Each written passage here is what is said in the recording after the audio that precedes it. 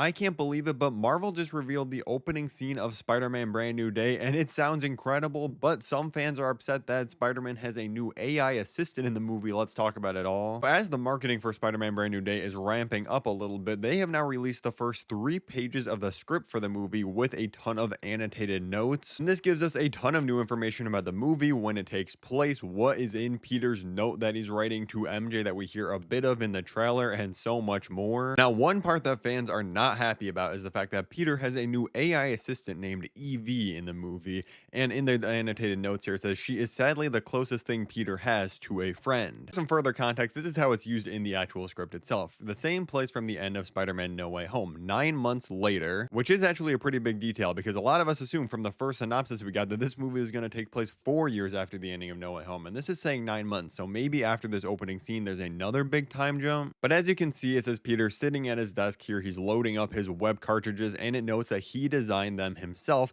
Suddenly he gets a small sharp headache, our first inkling that living completely alone in the shadows is taking its toll on Peter. And it says something is changing, maybe not for the better. Peter shakes it off, hoping it's nothing. But then we get to the part with the new Evie AI assistant, where Peter says, Evie, could you check the calibration on my targeting matrix? That doesn't feel zeroed into me. And people are losing their minds, being like, oh my god, he's going to be Iron Man Jr. again. He's going to be talking to the suit and everything. I don't think that's what's happening at all in this movie. I think simply in his apartment, he just has some little contraption that he built. They hammer home multiple times in the script that there's different things that Peter himself made. Like later in the script, it's mentioned that there's a homemade fabricator, and it's literally noticing Peter's version of a fabricator 3D printer, something that could be made by a kid genius with limited funds. Now, apparently this is a hot take, but I actually did not mind Spider-Man talking to his suit in Spider-Man Homecoming. I thought it was actually a pretty fun dynamic, and if you think about it, in comics, a lot of times, not all the time, but you can hear a character's thoughts. You can read what their characters are thinking, or you just have a lot of moments where a character is simply talking to themselves during a scene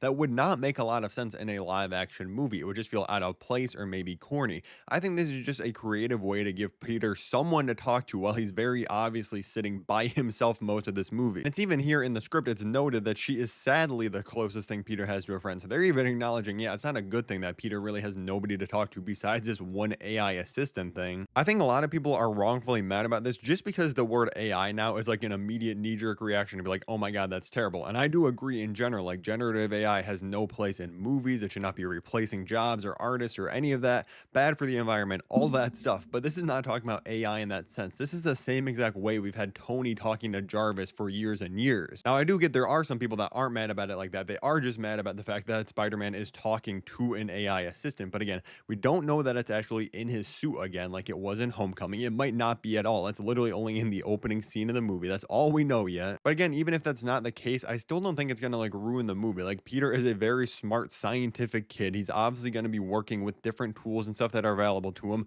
This type of technology has been in the MCU for like 15 years at this point, and the MCU is 4 years ahead of us in real life. With everything else we know about this movie, it seems like they are giving us the story of Peter being by himself alone, and we're just focusing on him being separated from Tony Stark. It's highlighted multiple times in this opening script. I don't think we have to worry about him being quote unquote Iron Man Jr., which I never thought was a problem in the first place though. Let's move on to some more good news that actually backs up what I've been saying, because this also confirms that Toby and Andrew's variants inspired his new suit directly, which a lot of people theorize when just looking at the design and colors of this thing, but they straight up say it in the script itself, and there's even an annotation that says no more Stark gadgets. All of the tech needs to have been made by Peter, real fabric, seams, and wrinkles. So I really don't think the AI assistant's even going to be in a suit. It's probably only going to be in his apartment when he's making other things, just for him to talk to a few times in the movie. But I really just love this detail and how much weight the ending of No Way Home has really had. Like obviously just on the entire story of this and him not being remembered by Ned and MJ, but also the fact that yeah, he did meet 2 other multiversal Spider-Man,